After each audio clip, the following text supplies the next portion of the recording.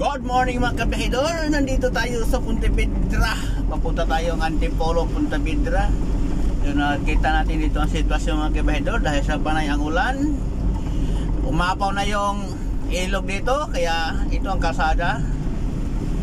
May mga tubig na. So dandahan tayo. Pangbihira naman itong buhay na ito. Bakit tayo tumitigil ang ulan?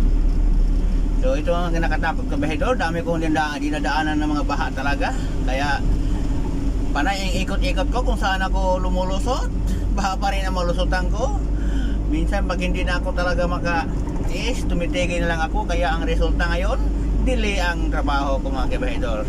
Pero okay lang yan. Ang importante, safety ang sasakyan ko. Kaya hindi siya masisira sa ulan.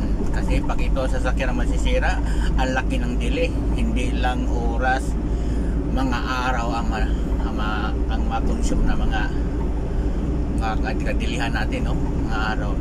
So itong sitwasyon dito mga kabahidor. So yan lang na videohan ko dito kabahidor sa may Punta Vedra, sa papunta kong Antipolo. Actually marami pang mga baha na daanan ko, pero medyo tinamad yung matanda mag video. Ngayon lang ko nag-video kasi at least humihinto lang yung ulang kaunti. Pero yan kabahidor, masama pa rin yung panahon. Tingnan mo naman, oh.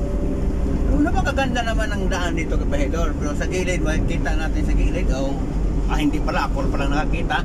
Diba sa gilid kung may nakita kayong mga tanim na tubo, pag tinitingnan mo yan, puro puro mga tubig sa ilalim, no? Talagang pag inulan pa kaunti lang, itong daanan ko, baka magiging na rin ito, magiging tubig area na to. Grabe talaga eh.